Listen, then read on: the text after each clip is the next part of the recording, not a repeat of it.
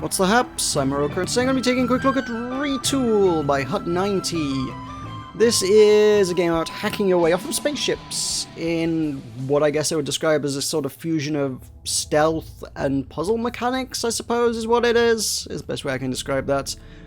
It's an interesting little beast, which is why I want to take a look at it today. So I'm going to hop on in, but first we're going to take a look at the options menu, as we tend to do. Display is your graphics options. Displays your resolution options. That is the words I'm looking for. Graphics options are all your qualities and things. Some of these could stand to be a little bit better explained, I think. You've got a lot of empty space on the side of the screen here that I feel like could be used to actually give some information to the player, because I think some of these is kind of dev speak that, you know, average people might not have come across.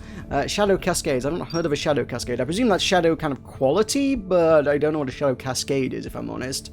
Anti-aliasing, these could be better explained, I think. It's broadly, as far as I can make out, in ascending order of quality, but I've never heard of DLAA before. I don't think I've ever come across that one, if I'm completely honest. I had to look that one up. As far as I can make out, it is one of the higher quality anti-aliasing effects, but the game does not tell you this, so if you don't know, then that's not going to be terribly helpful to you.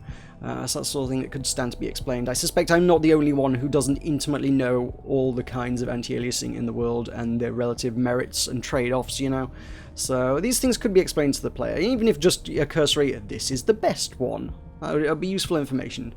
Game quality, what a game quality is not made abundantly clear, given that, you know, that almost sounds like it's kind of preset things, but then you've got overall quality, which is your presets up here. So I don't know, these things, just a little bit of text in the space that says this is what this does would be useful there. Otherwise, it's okay. Audio, music and sound effects on separate sliders. Like to see that. Controls here, they are in fact rebindable, I think. Yes, press return key to change controls. That is good. Want that. Gameplay, just a couple of sort of display HUDs and display tips, turn them on and off kind of thing, in case you want to hide things on the UIs. Customize is hats, because for some reason the game has hats. Every single level has a hidden collectible in it, and the overwhelming majority of these... Oh my god, I have a sombrero. I didn't realize I unlocked a sombrero. The overwhelming majority of unlocks you will pick up by finding these secret bonus things are hats for some reason. So whilst we're making our sneaky, stealthy, daring, dramatic escape off of the spaceships away from the bad guys, we can be wearing a novelty comical sombrero. Sure, okay, I'll go with a sombrero. Why the devil not? And upgrades, these are also kind of things you'll unlock as you progress. I'm going to turn some of these off, actually, because most of them make the game, to be fair, if we're honest, easier. So foolproof lets you take 2 shots. Normally it's 1 shot and you're out. Foolproof lets you take 2 shots. Source view, it makes hacking a little bit easier. Optimized also makes hacking a little bit easier. Fully loaded doubles your ammunition you get from weaponry. And explorer, again, makes hacking just a little bit easier. So, I'll probably turn them on in a moment, but I do want to show you the vanilla gameplay before you start unlocking all the things. So let's head back, let's go on in, let's start a game. The levels, there are 20 of them, and I have played through, well, about 3/4 of them, I think, roughly speaking. I guess I've completed 13 of them, a smidge under 3/4 of them, in about an hour and a half, so I'd be concerned that if someone were playing a little bit faster than me, and that's totally possible, because the times they expect you to set for these levels are way faster than the ones I'm doing, you'd be looking at like 2 hours, probably less of gameplay.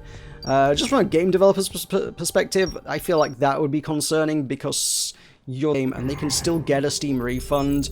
We saw that was an issue with Firewatch, you know, as a developer. That's the sort of thing that concerns a person. So here we are in my novelty sombrero. I can press shift to sprint around the ship, and otherwise we can wander around. We can press Q to hack into things like this. There's a little meter that if I look there, we can hack into the computer, and time does continue while we're hacking, so be careful not to be stood somewhere where you're going to get shot. And we can kind of see the connections and the devices on the ship that we can interact with. So we can see there's a switch here, and it is connected to that light there. We can see there is a turret there, which is pointed out across the path, which is a dangerous place for this chap to be stood. There is a laser tripwire thing going on there, which is connected to that alarm. There's some stuff over around here, but that's out of the range of this particular computer panel. I would need to find another computer panel to do that. I suspect what you'd be looking for is that one particularly. That's probably going to let us interact with the rest of the ship. A lot of levels seem to have kind of two computer panels, and oftentimes they have it set up so that this control panel would like maybe control stuff over here, and then another control panel would control stuff over here, so you're expected to wander back and forth through the ship whilst avoiding all the obstacles and things. So for starters, we can... That switch is on the wrong side of that wall there, unfortunately for me, but I might still be able to make some use of this. I can press space and we can unhook it up, and I can hook it up to a turret instead. So now that switch fires that gun. There's this laser here, which is connected to that alarm. Probably don't want that to be a thing. What I suspect we would like to be a thing is just to turn it off. In fact, if you press F, you can delete that connection. That removes it. I will say this interface could be better if it was a bit more mouse-driven. I've got a mouse click, and it never uses a mouse click. The whole space to do things. The controls in this are just a little bit unintuitive at times. So as he wanders around, I might be able to hit that switch and blow him away. Okay, well it shot him, but he didn't care. I don't know if he's just really heavily armoured. Some of the guards are heavily armoured. They might be able to take a shot or two. So I'm going to try it again as he walks past. He's pretty oblivious, to be fair. Nope, he's not bothered about that, like, in the slightest. I think what I might want to do is turn that turret off altogether. I'd be concerned that it will shoot me. I think the turrets are generally programmed to shoot you on sight, so I guess we could find out. These blue pads are basically spawn pads. I can sneak behind his line of sight there. Oh, it doesn't care. Okay, that's fine. Oh, he cares, though, and he can shoot me.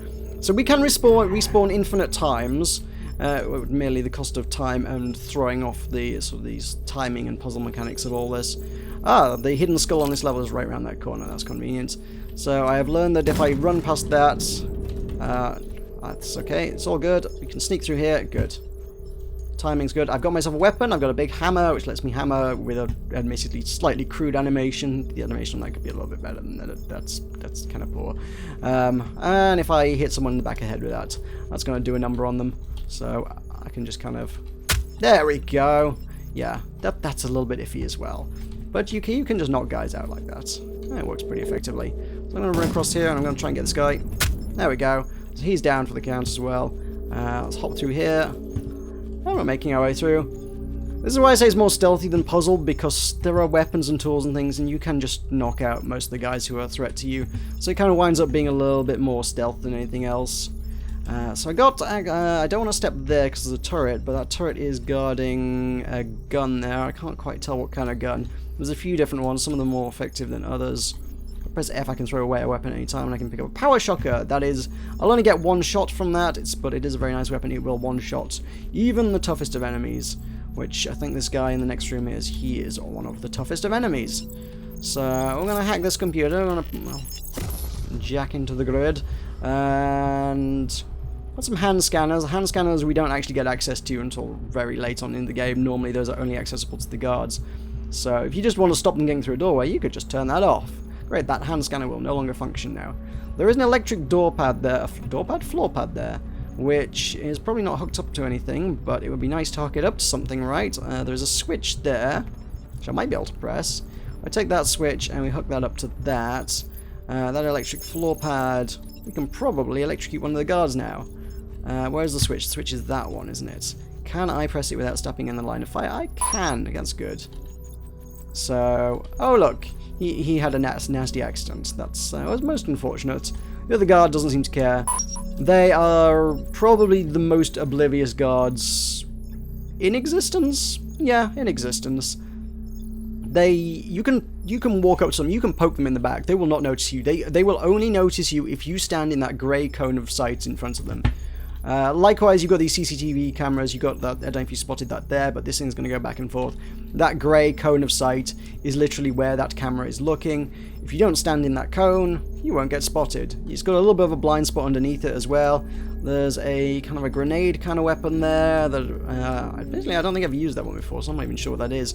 I've mostly relied on the hammer, to be honest. The hammer is, for most purposes, the most accurate because you just bop someone in the back. They're not going to notice you if you stood behind them, and you can just bop, one-shot kill. Even these armored dudes. Bop, he's down. The guns are kind of tricky to fire, and also they do make a lot of noise, which to be fair, if you make too much noise, the guards will pick up on you, but you can evade them pretty easily. Just kind of leave the area. They'll give up and lose interest pretty fast. So let's hack this open. We need that door open. I still can't use the hand panels. I can't hack the hand scanners such that I can use them. So I can connect. Actually, tell you what, I just want to try something, because I can connect that up. I've never tried this before, I'm just almost curious now. Oh, I can activate, oh, you can activate a hand panel like that. I didn't know you could do that. So that's something the game doesn't teach you. That was experimental. So I guess if you connect that to that, then the link connects that to that, and it connects it to the door. Which is almost entirely superfluous when one considers that I can just connect the switch to the door and it'll do exactly the same job. So, that doesn't matter too much. So I can just connect that to the door, or to that hand scanner. We could connect that to that. And then that switch will open that door for me, presumably.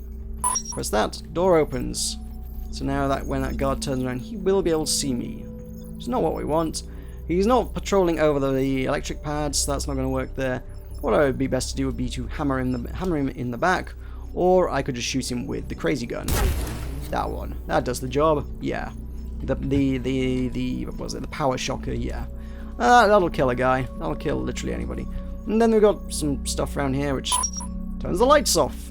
That you can sometimes lure guards into places by turning lights off. If you turn a light off, a guard will usually head towards the light switch that he knows is hooked up to that light. And press it, which you can be used to make some interesting traps as well. So if we exit the level, I'd be interested to see if I could find a level that's like that, but I can't remember which one it is offhand.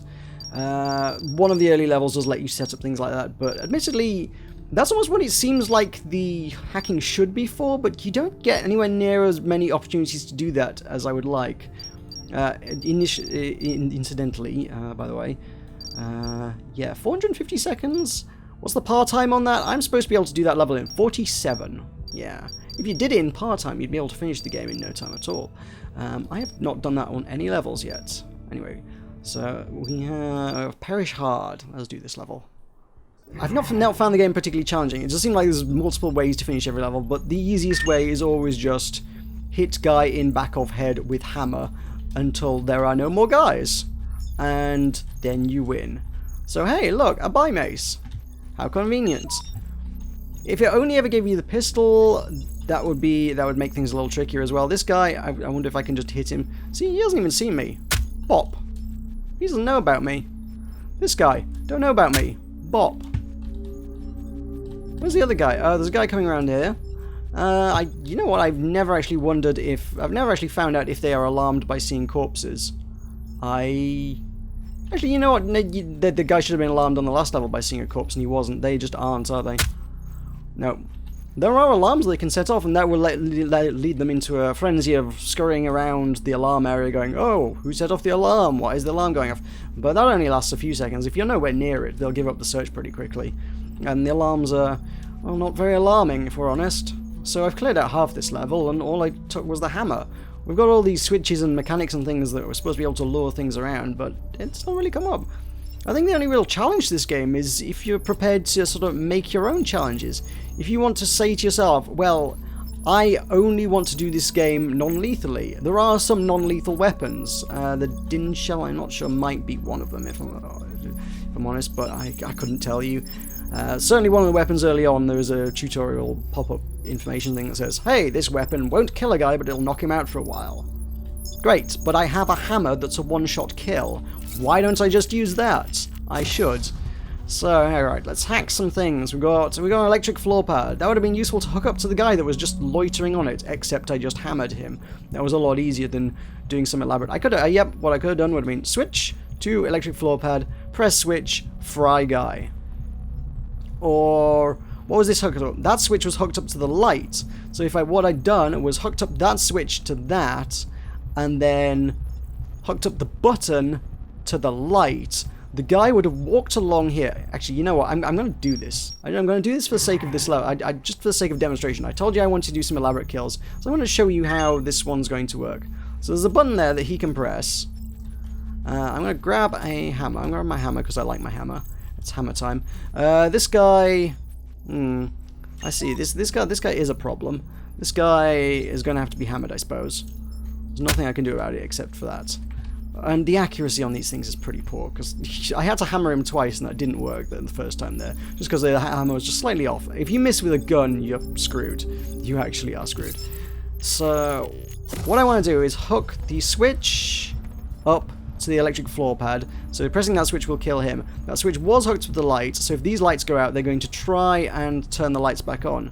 So that floor pad is now hooked up to the lights. So this guy should... I'm going to continue using my satellite view because it's convenient for this. That's going to knock the lights out. And... he didn't notice the lights go out. That's unfortunate. Damn it. That's not what I wanted. That one guard there patrolling kind of throws that one off a little bit. I guess if... you can see how it's interesting to create strategies that don't involve killing people or are getting the guards to kill their own guys. But it's tricky to get right, and it's infinitely easy just to hit him with a hammer. So my theory was that he would turn that light out, he would notice the lights go out, and then head to the switch in order to turn the lights back on, at which point he would turn that electric on and fry that guy. He may yet turn the lights back on when he's like, oh, why are there no lights here? This is really odd. Yes, he has noticed that, so he's going to go to the light switch. And then he's going to electrocute his comrade. He'll press the button a couple times when the light doesn't work, he'll wander off on his path. So, that's good. Is anybody else standing around on any electric pads? Nice and convenient for me like? No, they're not really, are they? I got these guys. I don't know what that is. I think that's just a button, isn't it? Oh, that one's an electric pad. So they're kind of... yeah, they're kind of orbiting this table. So I can get one to fry the other one when the other one walks over the switch, I guess. So that one does that. It would turn the electric on. The other guy would just electrocute them. And then the other guy would probably obliviously wander onto it himself. So if I can turn that on in any way, shape or form, which I would need to by taking that floor button and hooking it up to that door. Let's do that. I'm going to wait for this guy to go past so I can hammer him, because it's probably going to be by far the easiest way to... he saw me. Huh. How about that? I was going to say that would be the easiest way to kill him. Never mind. I've got infinite respawns, which is the other issue. Surely when you die, you should die. The fact that the game just gives you infinite respawns kind of trivializes the whole thing. And then these things, we can remove the respawn point over here. So I've just got infinite respawns wherever I like in the level. Here specifically. They do have a patrol path that goes through the doors there, so I could maybe hook that up to something. That would be nice. I can hook that up to that. So that should have turned the electric on now, I think. Oh, that didn't quite work. I need this guy to walk over it. They're a little bit out of sync, aren't they? So he's going to activate that. That's going to fry him. Other guy's going to wander around. He's an idiot. Fun times I had by all. But, yeah. They're not very smart, these guys. I think if they reacted a little bit more interestingly, if they could sort of react to their comrade's demise a little bit more appropriately, and if I didn't have infinite respawns, it would be a lot more challenging, but all the modifiers that you can get in the game just make the game even easier. That's an electro piercer, that is not the good gun. I'm going to wander over here, that probably is the good gun. It is a power shocker, how about that? So we can wander up over here. You don't care about me. Oh, I'm dead. Ouch. That was nasty. Never mind, I can respawn. It just weirdly, really weirdly, just entirely sucks all challenge out of the game. I'm not sure what just exploded. Something just shot something. Is there a turret somewhere? I get the impression there's a turret somewhere that's firing and I don't know why. Oh, I was stood in the path of the turret. And why the turret wasn't killing me then, I have literally no idea. He has dropped a keycard, which is my objective for the level. And now everybody's dead, which means that if I haven't found my skulls, and I can't remember if I have found the skulls or not, they seem like they would be in a storage room or something. There should be some skulls somewhere in the level, which means I can wander around at my leisure. Literally no issues whatsoever. We just hunt around. There's going to be some skulls somewhere. I'm not going to make part-time. I know I'm not going to make part-time. If you're concerned about making part-time, then maybe you shouldn't be hunting for skulls, quite frankly. If you are concerned about part-time... yeah, if you're not concerned about part-time, you just have the freedom and liberty to wander around the level. Until you found all the things you want to find. Oh, there they are. They're hanging on the door all along. Great. Where's my way out of this crate? It's over here, I believe. And that is a level. So there's definitely some interesting ideas going on here. It's a very nice concept. But the level design just seems to, it's a very self-defeating kind of level design. It's really weird. It's like, you could have asked me to do some really interesting things. I could have had to elaborate and rig up some really convoluted systems that cause the guards to kill each other. And that's possible. That's definitely possible. But in practice, when you just give me a hammer all the time and I can kill even the biggest, toughest guards with a hammer to the back of the head, as long as they never look at me directly, you know, I can stand alongside them. I can be like, hey buddy, and lean on his shoulder for a bit and he won't notice me as long as he doesn't actually directly make eye contact with me. I can just upside the head with a hammer, you know? Boom, dead. It's weirdly, weirdly self-defeating in some of the design there. Take away my weapons. Take away some of the weapons and take away my respawns, and it becomes a lot more challenging. I mean, we'll have a look at those upgrades just briefly, but it's not going to change the game dramatically. So we apply those. Let's head back. Player level. What's my next level? Continue onwards. Kill Phil, Volume 2. Kill the target. Like, some of them are just get out of there. Some of them are an escort quest, so they tries to give you a bit of variety in that regard, but all the levels ultimately end up playing out pretty similar to each other. So now I have instant hacking. Just boom, there we go, straight to hacking. We can have a whole overview of everything. Where is my target? He should be pulsating with a green light. There he is. This is the man we need to kill. He's a big, heavily armored guy, so we're going to need like a power shocker to kill him, or some kind of turret that's pointing at him. There is a button there connected to a turret. That seems like that could work in my favour at some point, but I can't hack it from this computer. We've got another computer terminal over there, but it is guarded by this guy. He has a weapon here. He's got this hand scanner, so he's just kind of walking in a loop here. We've got a light switch there, switch connected to... What would we want to connect that switch to? So that switch can connect to... Who knows? There's an alarm there.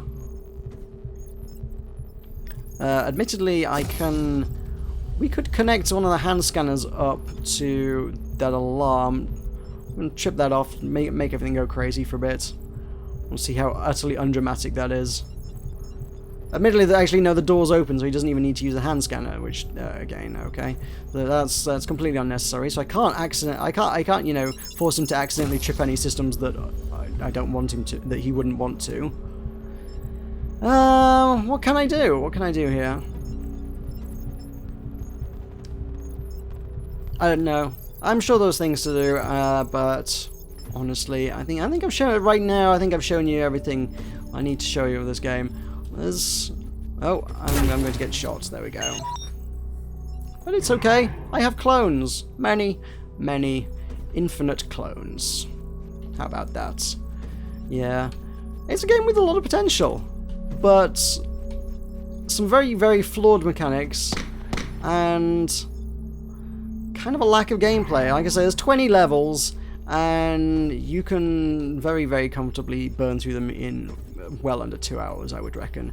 I'm spending far too long, because that's how I play games, messing about with things, trying to find all the secrets, trying to do levels in the most elaborate or brutal ways possible, instead of just like, if you just completed the objective and headed to the exit and ticked the box that said level done and you were happy with that, you'd be done crazy fast with this game, I think. Well, there you go. Yeah, that's a Retool. That is out tomorrow, 19th of May. It is available for Windows, Mac, and Linux. Available for $7.99 or your original equivalent. And yeah, if you're interested, go check that out. There'll be a link to that on Steam in the description below. I don't know that I'm going to recommend it. I think it's going to appeal to some people. People who like messing around with systems might like I'm kind of enjoying experimenting with stuff, but it feels because there's no real reward to it except the self-satisfaction. you know, you might get something out of it, but you've got to make your own sort of pleasure kind of thing. Which is, I'm enjoying that, but it'd be nice if the game kind of acknowledged, hey, you did this in an interesting way, or, you know, if there was an achievement for doing it without dying. The game doesn't really acknowledge that. It's just, how fast did you do it? It's not did you die or not, it's just, were you quick about it? That's mostly what the game cares about, if we're honest. What have we got there? I've got an electro piercer. Okay. Well, I died. My electro piercer didn't work. I shot him... I think I only shot him once. I don't know. Anyway, yeah, there's definitely going to be some appeal for some people in this, but I can't recommend this to everybody. This is not going to appeal to everybody. But there you have it. He's dead at last. I got him. I am avenged. Thank you very much for watching. I've been Meroka. I'll see you next time.